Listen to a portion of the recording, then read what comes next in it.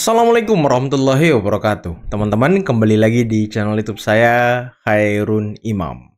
Gimana nih kabar kalian? Semoga kita semua selalu diberi kesehatan, kemudahan, dan juga limpahan rezeki dari Yang Maha Kuasa, teman-teman ya.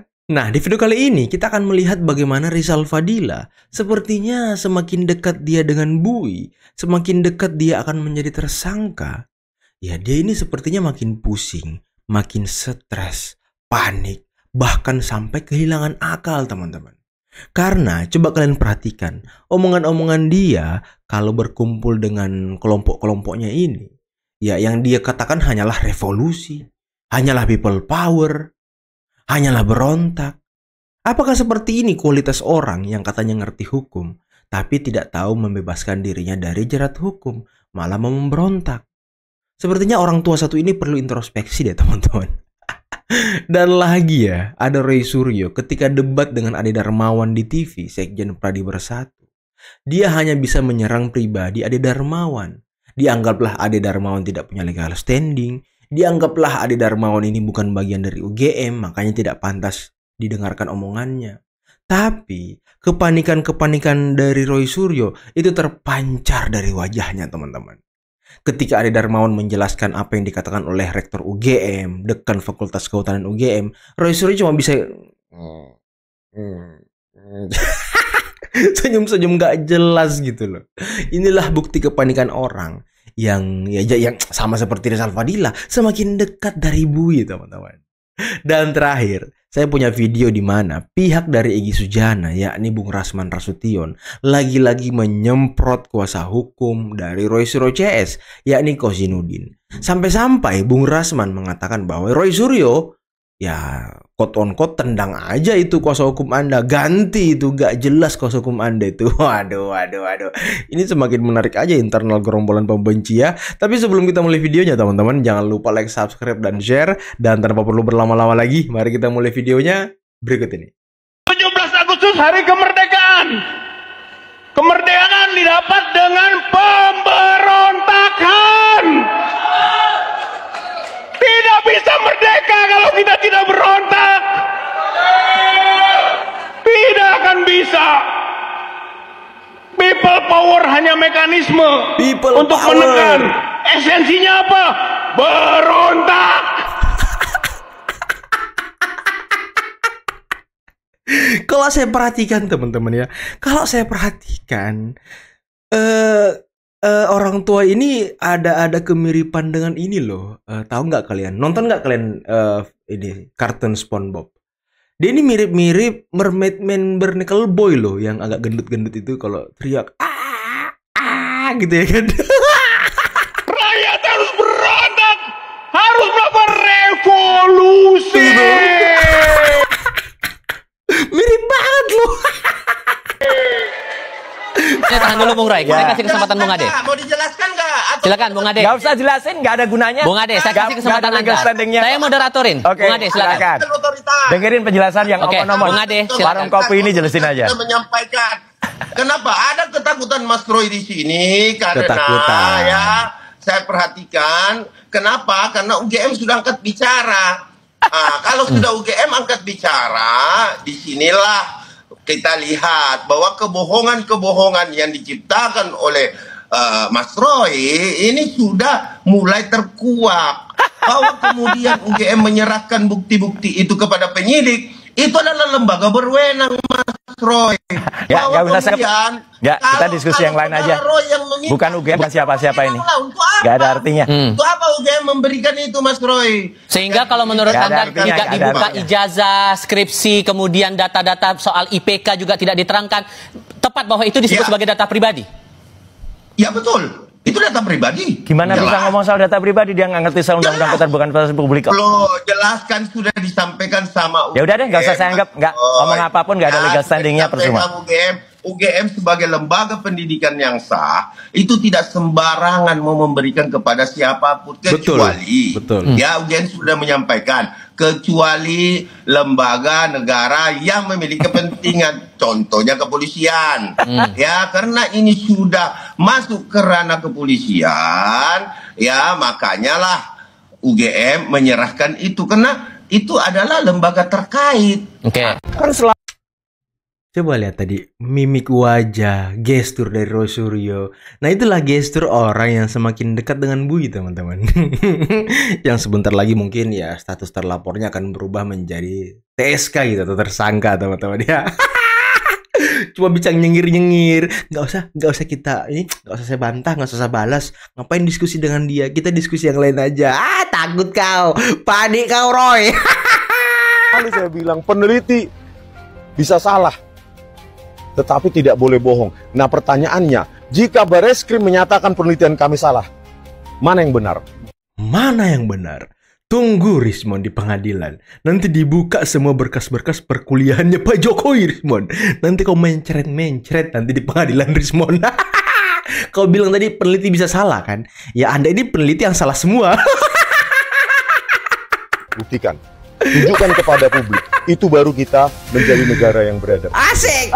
Sepertinya pihak yang melaporkan kami ini ketakutan. Ketakutan. Ketakutan, sehingga mereka kemudian kan sudah melakukan kepada kami itu pasal-pasal yang kebalik, ngawur Tipa. begitu ya. Jadi arahnya itu ke arah ujaran kebencian, ke arah hasutan, dan itu sebetulnya bisa kami patahkan dengan mudah. Asik! Ya, satu, bahwa kami itu adalah para ilmuwan, para akademisi, para aktivis.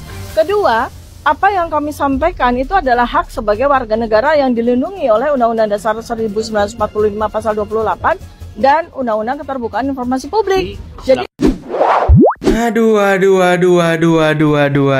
Tifa. Masih aja ngaku-ngaku ilmuwan. Masih aja ngaku-ngaku saintis. Udahlah, geli dengernya, udahlah. Aduh, nggak usah ngaku-ngaku deh. Nggak usah, bikin malu gitu loh. Kalian nggak ada malunya gitu ngaku-ngaku saintis, ha? Kalian nggak ada malunya gitu ngaku-ngaku peneliti? Malu dong. Sudah lihat Aduh. kemarin Roy Suryo, Dr. Tifa, Rismon Sianipar itu sudah diperiksa ya. Dan Rismon malah mengatakan dari sekian puluh pertanyaan saya jawab 2, karena itu yang saya jelaskan seterang-terangnya. Itu monggo ya, monggo saja silakan.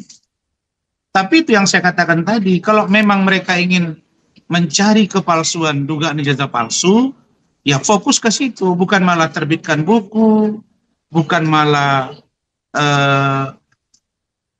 persoalkan skripsi, KKN, dosen pembimbing, rektor dan lain-lain. Mereka fokus saja ke situ. Dan menurut saya Jokowi's White Paper itu nggak ngaruh.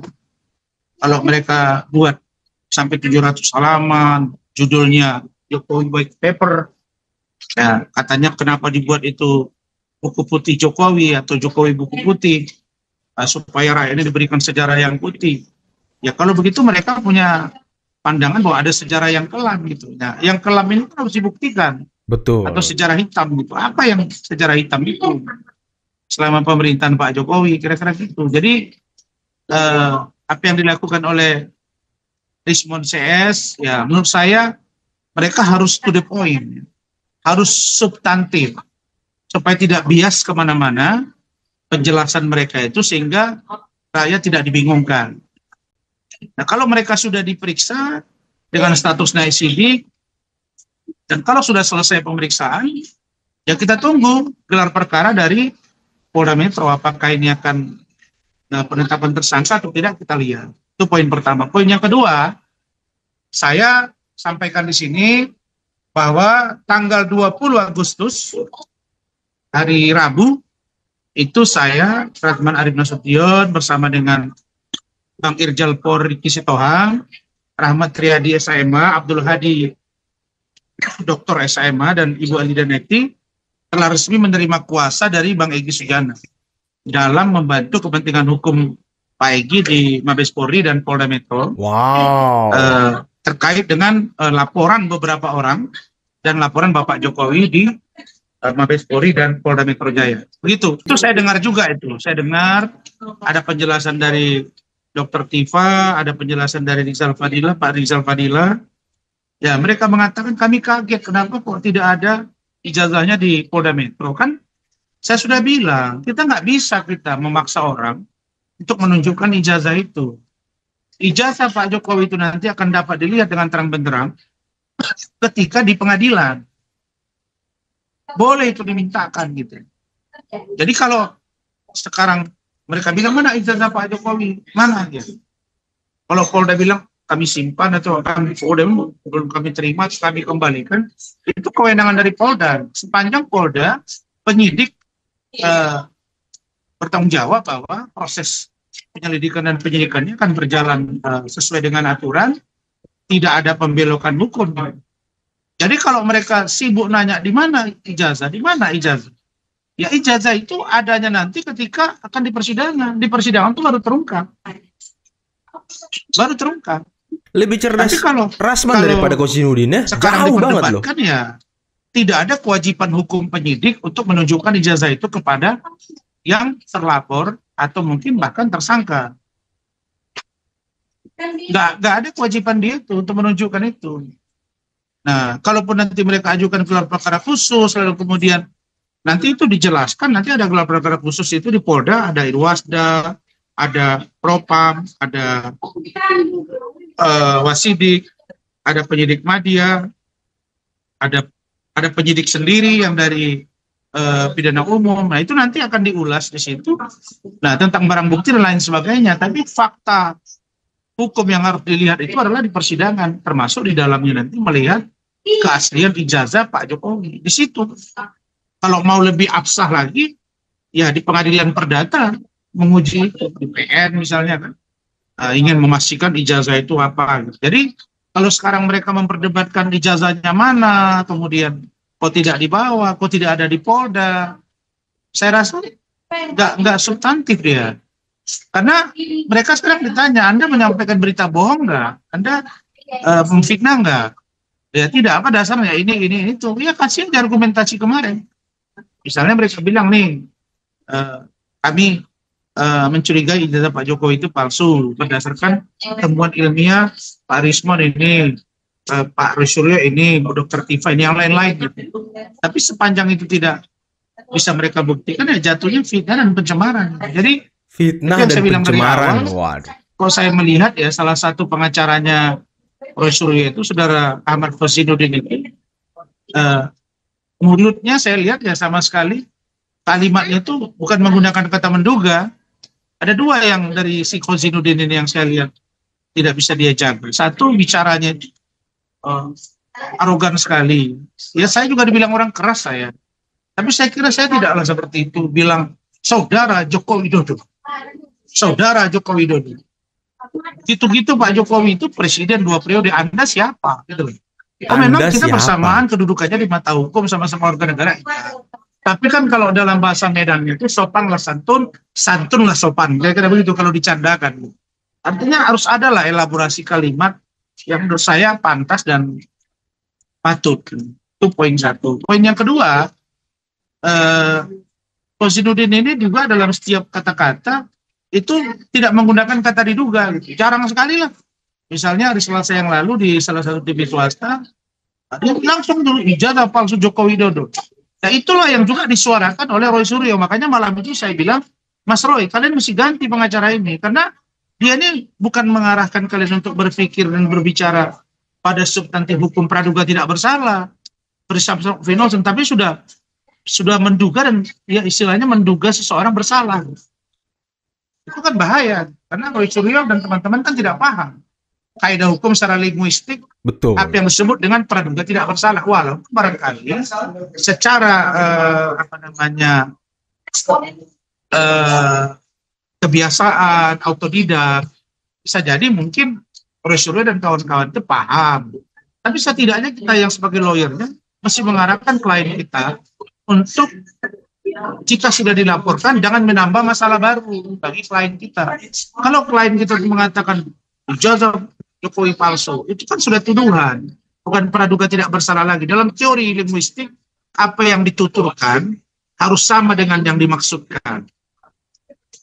Begitu. Jadi kalau udah berbeda-beda, disitulah problemnya muncul begitu. Immanuel Ebenezer, Wakil Menteri Ketenagakerjaan ditangkap KPK. Aduh, Bang Noel. Aduh. Rakyat ternyata kau nikmati juga duit rakyat itu. Aduh, kena prank kita semua. Aduh. Nangis loh. Dia nangis.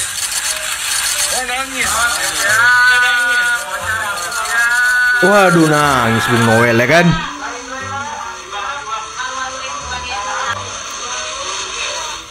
Saya mau minta maaf kepada Presiden Pak Prabowo.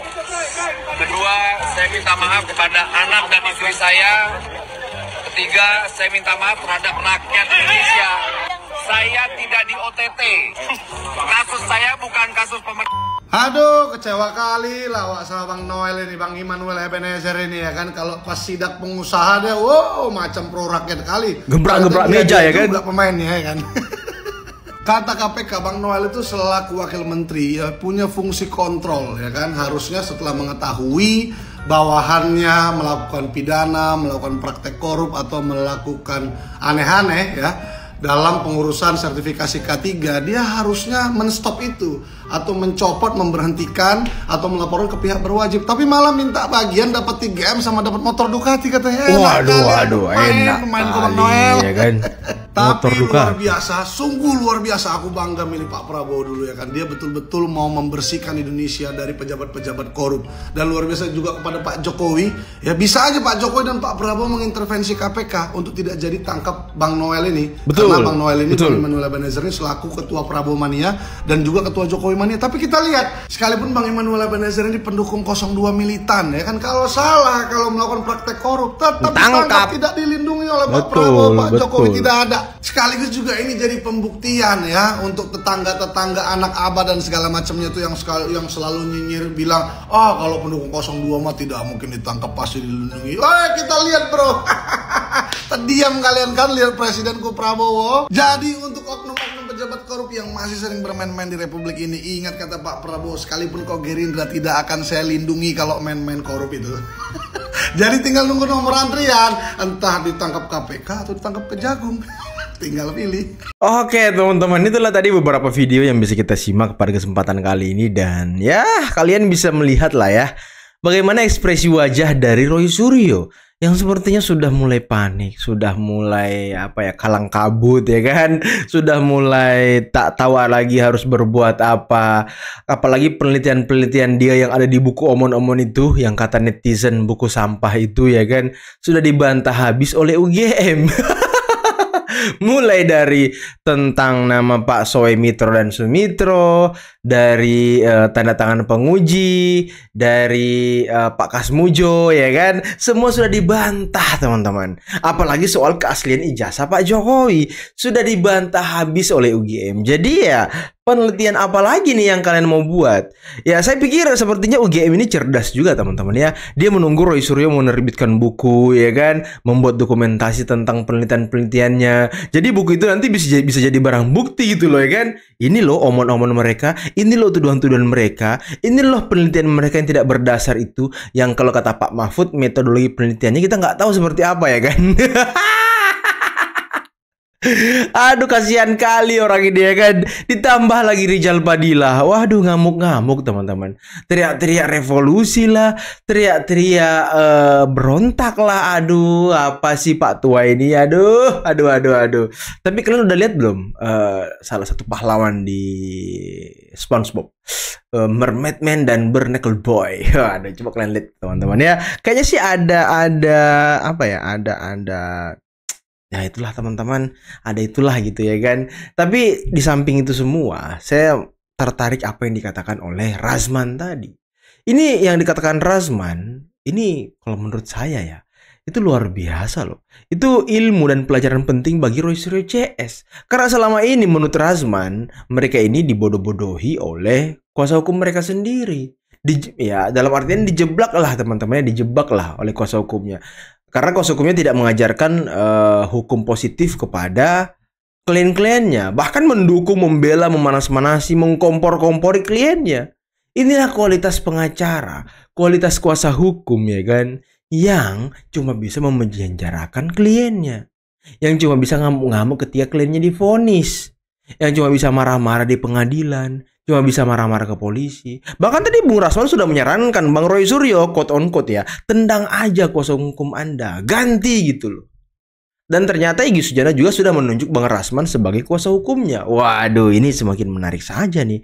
Nanti kita lihatlah minggu depan atau 2 minggu ke depan seperti apa kelanjutannya. Karena kan mereka semua udah diperiksa nih minggu kemarin ya kan, minggu ini udah diperiksa. Nah minggu depan semoga diperiksa lagi nih panggilan ketiga biar cepet-cepet masuk bui. Biar ya ini kalau kata siapa? Kata Pak Mahfud sih orang-orang yang rasional sudah tahu ending dari kasus ini. Ya kita semua orang rasional ya sepertinya memang udah masuk gitu ya kan. Masuk, positifnya masuk mereka teman-teman. Biar mulutnya tuh nggak ngerocos mulu ya kan. Biar kita tidak melihat senyum-senyum jahatnya lagi tuh si Roy Suryo. Oke teman-teman, mungkin cukup sekian dulu video kali ini. Jangan lupa like, subscribe, dan share videonya. Akhir kata, billahi taufiq wal hidayah. Assalamualaikum warahmatullahi wabarakatuh. Bye-bye.